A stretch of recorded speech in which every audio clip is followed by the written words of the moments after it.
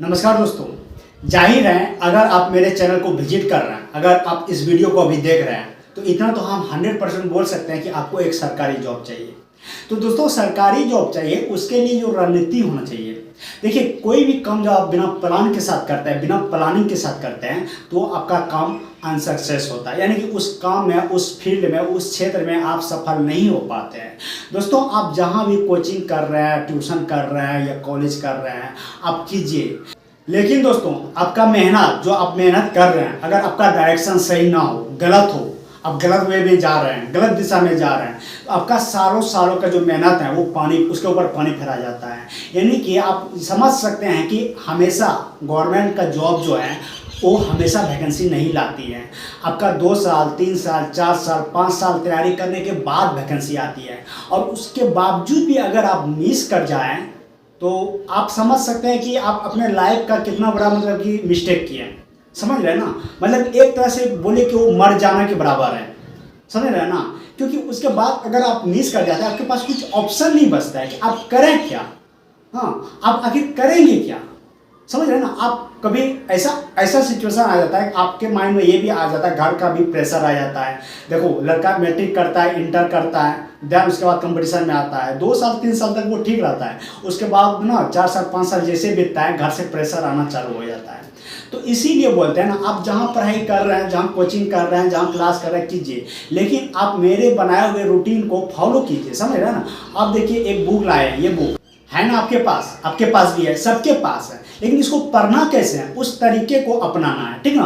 हमेशा बोलता है लड़का लोग, हम खुद अपने कान से सुने हैं, बोलता है कि हम अपने कान से सुने हैं। जब हम भी एग्जाम दे रहे थे उस टाइम लड़का लोग बोल रहा था, पता नहीं क्वेश्चन कहाँ से पूछा जाता है, शायद क्वेश्चन ही नहीं मिलता है, लुसेंट से भी नहीं रहता है, और कोई भी बुक रहता है उसके पास पढ़ा हुआ है तो नहीं आता है, कहाँ से आता है। एक्चुअली कारण क्या है ना, वो लड़का जो ऐसा बोलता है, हमको हम क्या बोलेंगे, हम सुन रहे कान से, उसको क्या जवाब देंगे, क्योंकि हम तो क्वेश्चन को खुद बना के आए हैं, तभी तो आज हम यहाँ पे हैं।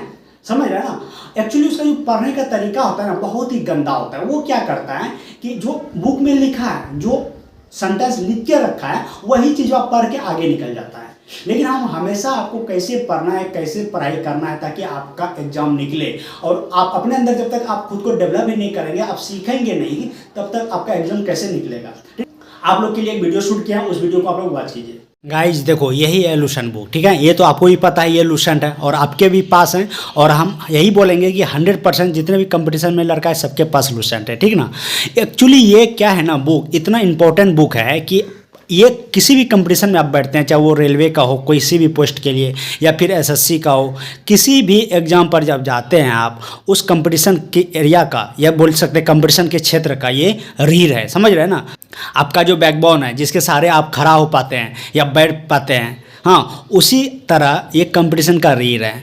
आप कोई भी बुक पढ़ते हैं, कोई भी बुक हो, हाँ, जब आप पढ़ते हैं, जब उसमें गलतियाँ मिल जाती हैं, तो लड़का लोग इसको बगल में लेके बैठता है। जैसे कि आप सपोज दैट ये बुक पढ़ रहे हैं, ठीक है, ये एक बुक है, ठीक है, आप पढ़ते हैं, इसमें कुछ गलतियाँ जब मिल जाती हैं, जो अच्छा लड़का जो कंपटीशन का अच्छा खासा तैयारी कर रहा है, ठीक ना, वो बगल में लुसेंट को रखेगा, उसको जहाँ पे भी इसमें गलती मिलेगा वो इसको पलटाएगा, आराम से वो देख लेगा, हाँ यहाँ उसको गलती नहीं मिलेगा, यहाँ से वो देख लेगा, हाँ ये चीज़ इसमें गलत था। ये इसीलिए हम बोलते हैं, जब आप कोई भी बुक पढ़िए, कोई भी प्रकाशन का बुक पढ़िए, तो बगल में आप लुसेंट जरूर रखिए। जहाँ आपको डाउट हो थोड़ा सा भी, लुसेंट में देखिए किस चैप्टर का है, भूगोल से है या हिस्ट्री से है या इकोनॉमिक्स से है या फिजिक्स से है, केमिस्ट्री से है, जो भी चैप्टर हैं आप यहाँ पे खोलिए और आराम से आप उसको देख लीजिए, मिला लीजिए। थोड़ा सा भी कन्फ्यूजन हो तो आप ऐसा कर सकते हैं, ठीक ना।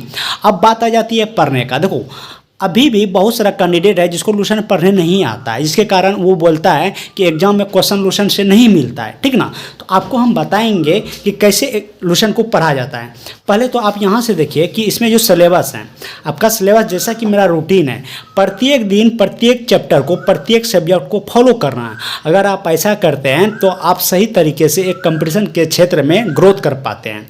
इस तरह से आपका एग्जाम भी निकलता है, आप रिजल्ट भी देते हैं, और लास्ट में यही बोलेंगे आपको खुशी भी मिलती है, ठीक ना। लेकिन आपको मेहनत करना पड़ेगा। देख सकते हैं यहाँ पे हिस्ट्री भी है, हाँ, हिस्ट्री में इतना सारा चैप्टर है, भूगोल है, ठीक है, भूगोल में देखिए इतना सारा चैप्टर है, हाँ, इकोनॉमिक्स है, इतना सारा चैप्टर है, हाँ संविधान है, इतना सारा चैप्टर है। अब देखिए इन चैप्टर को अगर बारीकी से आप ढंग से अगर पढ़ लेते हैं, ठीक ना, तो आपको दिक्कत नहीं होता है। लेकिन एक्चुअली कैंडिडेट सब जो होता है, बच्चा जो होता है, जो पढ़ता है, वो पढ़ना ही नहीं चाहता है इसको, ठीक ना, उसको इस तरह पढ़ना ही नहीं चाहता। वो सोचता है कौन इतना समय देता है। हाँ इस तरह से देखिए इधर भी आपका सिलेबस है। लेकिन ऐसा अगर आप एक बार कम से कम चैप्टर क्लियर नहीं करेंगे प्रत्येक को, तो आपका एग्जाम नहीं निकलेगा, क्योंकि आप आधा अधूरा पढ़े हैं, ऊपरे ऊपर पढ़े हैं। हाँ समझ रहे हैं ना, गहराई से जब तक आप नहीं पढ़ेंगे, गहराई वाला नॉलेज नहीं होगा, तो आप एग्जाम नहीं निकाल सकते हैं।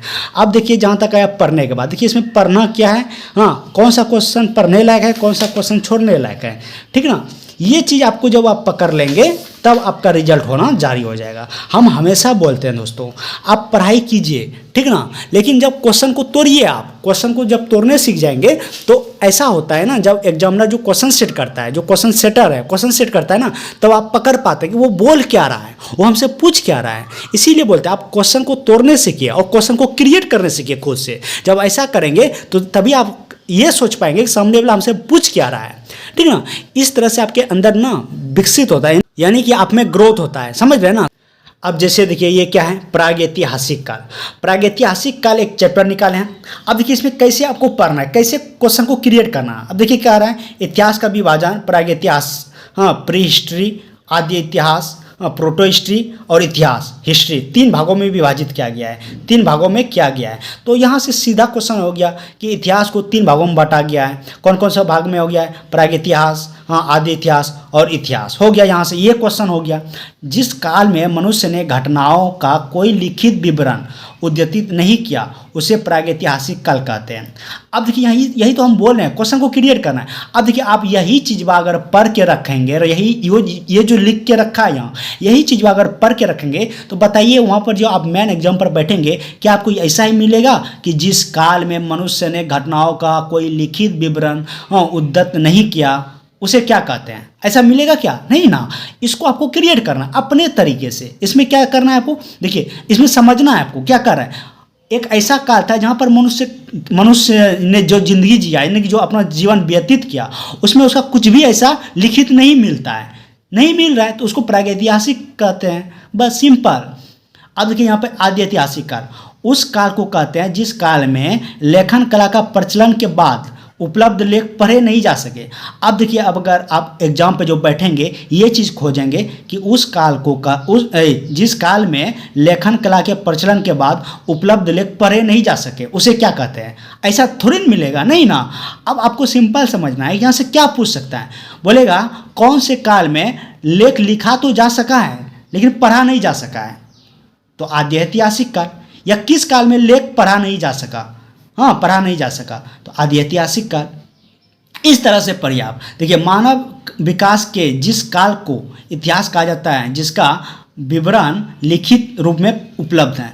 अब देखिए यहाँ से ये क्वेश्चन हो गया कि जिस काल में हाँ लेख को पढ़ा गया है और लिखा गया है, हाँ लिखा तो गया ही है, पढ़ा भी जा सका है, ठीक ना, उसको हम बोलते हैं इतिहास बोलते हैं। अब देखिए ज्ञानी मानव होमोसेपियंस का प्रवेश इस धरती पर आज से लगभग 30 या 40 हज़ार वर्ष पूर्व हुआ। अब देखिए यहाँ से क्वेश्चन क्या पूछ सकता है, बोलेगा क्या होमोसेपियंस का इस धरती पर हाँ प्रवेश कब हुआ, या होमोसेपियंस जो है ज्ञानी मानव यानी होमोसेपियंस का खोज कब हुआ, समझ रहे हैं ना, ये क्वेश्चन पूछ सकता है। तो बोलेंगे कि आज से 30 या 40 हज़ार वर्ष पूर्व। यही तो क्वेश्चन पूछा जाता है, यही चीज़ पे तो आपको काम करना है। जब इस पे आप काम करेंगे कि क्वेश्चन क्या पूछ सकता है और क्या नहीं पूछ सकता है, उससे क्या क्या हमसे पूछ सकता है, तब आप आगे बढ़ जाएंगे, ठीक ना। आप देखिए पूर्व पाषाण युग या पूरा पाषाण युग, यही है ना, पूरा पाषाण काल के मानव की जीविका का मुख्य आधार शिकार था। शिकार पूरा पाषाण काल में आदि मानव के मनोरंजन के भी साधन थे। अब देखिए अब यही चीज़ अगर लिखा हुआ आप कंपटीशन में खोजेंगे एग्जाम पर तो नहीं मिलेगा। अब क्वेश्चन यहाँ से क्या पूछ सकता है, पूरा पाषाण काल में मानव का जो मतलब मानव मुख्य रूप से किस पर आश्रित था, या बोलेगा क्या पूर्व पाषाण युग में या पूरा पाषाण काल में मानव मुख्य रूप से किस पर आश्रित था, बोलेंगे शिकार पर। किस पर था आश्रित, शिकार पर। या ये पूछ सकता है उसका जीविका क्या था, जीविका किस पर आश्रित था, बोलेंगे शिकार पर। शिकार पूरा पाषाण काल में आदि मानव के मनोरंजन के भी साधन थे। अब देखिए यहाँ से क्या हो गया, मनोरंजन के भी साधन थे। कहाँ था, किस काल में, पूर्व पाषाण युग में या फिर पुरापाषाण काल में। उसका शिकार तो उसका जीविका तो शिकार पर आश्रित था ही, लेकिन वो मनोरंजन का भी एक साधन था। तो यही क्वेश्चन हो गया। और जब भी आप पढ़ते हैं ना, तो इसी तरह जैसे हम पेंसिल से इसको अंडरलाइन किए ना, इस तरह से अंडरलाइन कर दीजिए कि कहाँ से क्वेश्चन क्या क्या पूछ सकता है। जैसे कि आग का आविष्कार पुरापाषाण काल में एवं पहिए का आविष्कार नवपाषाण काल में हुआ। अब देखिए यहाँ से क्वेश्चन हो गया कि आग का आविष्कार किस काल में हुआ, तो बोलेंगे पुरापाषाण काल में, हो गया। पहिए का आविष्कार किस काल में हुआ, पहिए का आविष्कार किस काल में हुआ, तो नवपाषाण काल में। कब हुआ, नवपाषाण काल में। क्लियर, कोई दिक्कत है। मनुष्य में अस्थायी निवास की प्रवृत्ति नवपाषाण काल में हुई। अब देखिए यहाँ से क्वेश्चन पूछ सकता है कि मनुष्य कब से अस्थायी जीवन व्यतीत करना चालू कर दिया, तो बोलेंगे नवपाषाण काल में। ऐसे क्वेश्चन पूछा जाता है। फिर क्या कह रहा है, तथा उसने सबसे पहले कुत्ता को पालतू बनाया। अब क्वेश्चन पूछ सकता है कि मनुष्य ने सबसे पहले किसको पालतू बनाया, किस जानवर को, बोलेंगे कुत्ता को। जब भैया ऐसे पढ़ेंगे तभी तो आप में ग्रोथ होगा। आप पढ़ते हैं क्या, मनुष्य में अस्थायी निवास की प्रवृत्ति नवपाषाण काल में हुई तथा उसने सबसे पहले कुत्ता को पालतू बनाया, बस हो गया क्लियर, बस आगे बढ़ गए। मनुष्य ने सर्वप्रथम तंबा धातु का प्रयोग किया तथा उसके द्वारा बनाया जाने वाला प्रथम औजार कुल्हाड़ी था, बस हो गया। ऐसे नहीं होता है ना, क्वेश्चन को क्रिएट करो। क्वेश्चन क्रिएट करेंगे आप अपने, इस तरह से एग्जाम भी फेस करेंगे और आपको मज़ा भी आएगा। समझ रहे ना, ऐसे सॉल्यूशन को पढ़िए और जब भी पढ़ते हैं ना, इस तरह से अंडरलाइन कर दीजिए। हम तो अभी आपको बता रहे इस तरह हो गया, समझ रहे ना। आप ढंग से एकदम स्ट्रेट लाइन खींचिए, अंडरलाइन कर दीजिए, ताकि आप जब भी आप नेक्स्ट डे नेक्स्ट टॉपिक पढ़ेंगे ना, तो इसको पढ़ने से एक बार इस पर नज़र दौड़ा दीजिए। तो इस तरह से जब अंडरलाइन करेंगे ना, तो सिर्फ आप अंडरलाइन वाला चीज़ ही पढ़ेंगे, जो अंडरलाइन नहीं किया उसको नहीं पढ़ेंगे, क्योंकि वो क्वेश्चन पूछने लायक नहीं है। समझ रहे ना, इस तरह से पढ़िए, इस तरह से काम कीजिए, आपका एग्जाम निकलेगा। दोस्तों जैसा कि देखें इस वीडियो में हम आपको कैसे पढ़ने के लिए बताए हैं, इसी तरह आपको सॉल्यूशन को पढ़ना है। समझ रहे हैं ना, क्वेश्चन को खुद से क्रिएट कीजिए, खुद से बनाइए, क्या क्वेश्चन कह रहा है, किस तरह से कितना टाइप से क्वेश्चन हमसे पूछ सकता है, जैसे एक ही क्वेश्चन को कितना टाइप से पूछ सकता है। समझ रहे हैं ना, पढ़ने से ज़्यादा आप इन चीज़ों पर काम कीजिए कि क्वेश्चन को कैसे पूछ सकता है, क्या क्वेश्चन है, समझ रहे ना, इस पे आप काम कीजिए, आपका रिजल्ट होगा।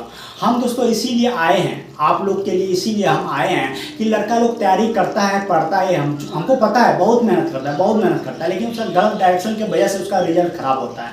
आप इन चीज़ों पे काम कीजिए दोस्तों, इन चीज़ों पे आप 3 मंथ काम कीजिए, 3 महीना आप ईमानदारी पूर्वक आप काम कीजिए उस पर, 3 महीने तक आप उसमें टाइम दीजिए। देखिए आपका कैसे आप आगे की ओर बढ़ने लगेंगे, आपको खुद अपने अंदर एनर्जी का एक एहसास होगा, एक ऊर्जा का एहसास होगा। ठीक है दोस्तों, उम्मीद करेंगे सारी चीज़ आप लोग समझे होंगे। वीडियो पसंद आए तो लाइक जरूर कीजिएगा और अपने दोस्तों को भी जोड़िए, इन चैनलों से अपने दोस्तों को जोड़िए, शेयर कीजिए। हम आप लोगों से शेयर करने नहीं बोलते हैं, सब्सक्राइब करने नहीं बोलते हैं, ज़्यादातर तो हम यही कोशिश करते हैं ना बोलें, लेकिन फिर भी आप लोग ऐसा नहीं करते हैं, आप लोग खुद से शेयर करते हैं, लेकिन हमको बोलना पड़ता है, ठीक ना। आप लोग शेयर कर दीजिए, थोड़ा अपने दोस्तों को भी जोड़ दीजिए, अरे उसको भी फायदा लेने दीजिए ना। कंपटीशन इसी को कहा जाता है, जब जितना भीड़ में आप अपने आप को धकेलेंगे, आप उतना ही मतलब कि समझ रहे हैं ना, उतना ही ऊपर जाएंगे, समझ रहे हैं ना, क्योंकि उतना सारे कैंडिडेट उतना सारा माइंड के साथ अपने माइंड को लड़ा रहे हैं, और जितना माइंड के साथ अपने माइंड को लड़ाइएगा ना, उतने आप आगे बढ़ेंगे, उतना ही तेज होगा, ये ध्यान रखिएगा। ठीक है, मिलते हैं नेक्स्ट वीडियो में, तब तक के लिए जय हिंद।